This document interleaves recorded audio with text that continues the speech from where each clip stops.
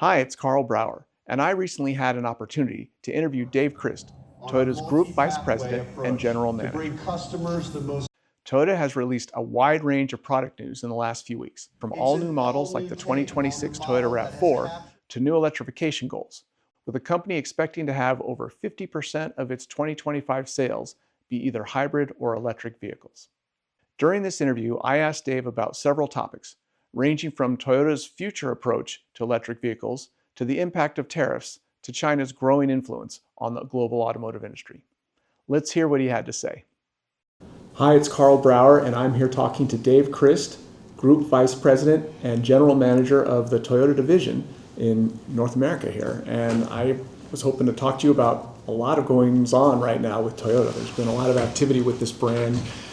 I think it's been disruptive in the whole environment for automotive, the industry and all the automakers for the last couple months, but there's also been a lot of Toyota news coming out recently. So let's start off with the EV space. I felt like Toyota has been relatively conservative in the EV space for the last 5 years compared to certainly some of the other companies. And I always thought that was very prudent of Toyota. I thought they picked a pretty smart path, focusing more on hybrids and less on EVs. We've heard this week that there's more electric vehicle activity.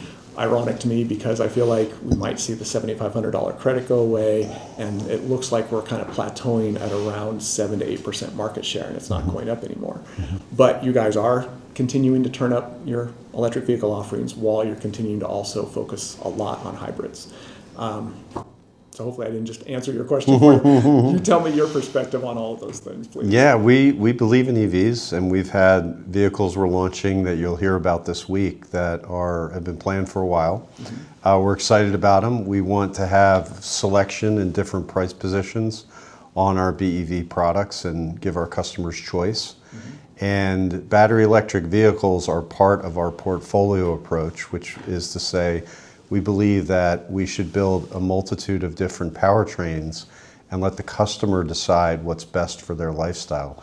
So we make hybrids, we make plug-in hybrids, we make battery electric vehicles. We also make fuel cell vehicles that we sell in California. And our goal is really to have a lot of choice for the customer and let the customer pick what technology is best for them. Seems pretty prudent. Yep. Now, whether you're talking about hybrids or electric vehicles, they all need batteries of various sizes. Sure. And it seems to me that battery prices and the components that go into them just keep getting more expensive and maybe harder to get. My understanding, honestly, is that China, did some planning and kind of cornered the market on a lot of battery component elements and rare earth metals and all of that. But now we hear things about maybe we're going to open some mines up in Nevada and other parts of the planet, maybe not let them have such a stranglehold on those battery components. Sure. How is Toyota dealing with the need to make sure their battery electric vehicles and their hybrid vehicles are sufficiently powered and have enough volume to put in all those, but also wrestle with the costs of electric vehicle and specifically battery production? Yeah, it's a great question. Obviously, I'm not a procurement expert, but I will say it's been pretty well reported how much China controls some of the rare earth materials that go into batteries. We've done a really good job of developing a supply chain that's robust and big enough for us to handle our volume. We're very proud of the fact that we have significantly increased what we call the electrification of our lineup. So in 2023, about 30% of our cars that we sold in the US were what we call electrified, so hybrid, plug-in hybrid, or BEV, or fuel cell. Last year was 45%. This year it's going to be over 50%. So every year we have moved forward in putting more electrified cars on the road. It's what our customers want, and it's also really good for the environment. And the other thing we've done, which we started many years ago, is we made a really significant investment in the state of North Carolina to build a battery plant that's going to build battery electric batteries, BEVs, plug-in hybrid batteries, and hybrid batteries. So we'll really be able to supply the U.S. from North Carolina with our hybrid powertrains and our BEV powertrains. So right there, you've protected yourself from the tariff issue to a large extent. Absolutely. And again, if you have a good supply chain one way or the other for the affordable components, then that sets you up pretty well. Yep. I mean, nobody knows for sure, and I feel like the market's been kind of whipsawing around, Dave, but where do you see, like, 10 years from now, battery, hybrid, plug-in hybrid, and traditional gasoline? What would you venture to guess would be the breakdown, either both for the U.S. market or specifically for Toyota? Yeah, that's a great question. We've always believed in customer choice, and we have believed and stuck to our strategy that portfolio approach by making several options available to customers is the best. Okay. Battery electric vehicles is a really important part of our lineup, and we're expanding how many BEVs we sell. We're also expanding what categories of price positioning they're in so that we can have more BEVs for more customers. But the truth is, not every customer can use a BEV every day. Some people with long commutes or people that travel extensively outside of where there's charging, the BEV is just not right for them. Well, here comes plug-in hybrids. Those are great options for those people because a lot of around town driving is in EV mode. And then if they need to go on a long trip, they fall back to the hybrid powertrain.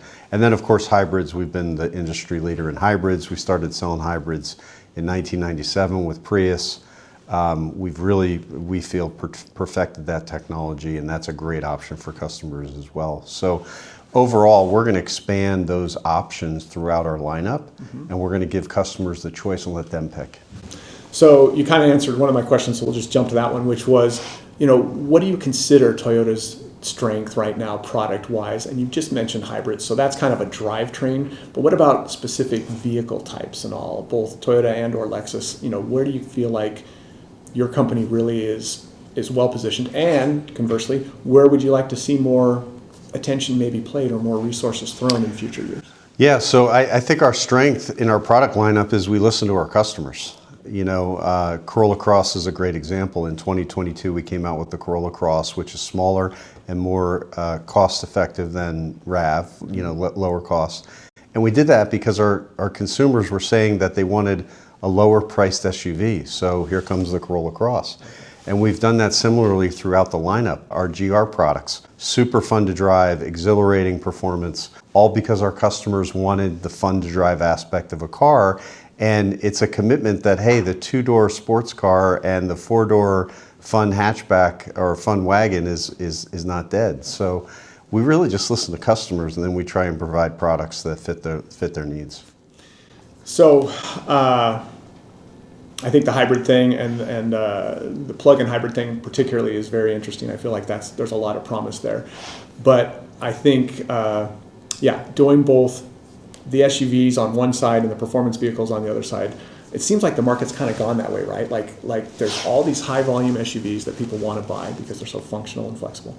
And yet there's this ongoing diehard component of the market that wants a performance fun to drive vehicle. Yep. And of course it's interesting because you guys are starting to expand the GR brand outside of some of the traditional performance cars to other brands, as we know, so other models. So that's interesting. On the tariff side, what, if anything, has Toyota done as a result of all this tariff turbulence over the last month, 2 months and all? It seems like you guys shouldn't do anything because nobody knows where they're going to settle in. You don't want to make long-term plans and short-term kind of turbulence. Yeah. But what's been Toyota's response? Yeah, it's interesting. Since the tariffs were announced, we're an action-oriented company, and our dealers are action-oriented people, and there's been a lot of, what are we going to do? And our response has been, we're in a wait-and-see mode. And the reason we're wait and see is exactly what you said. You don't want to make a production or a pricing decision that has long-range impact in a short-term decision-making time frame.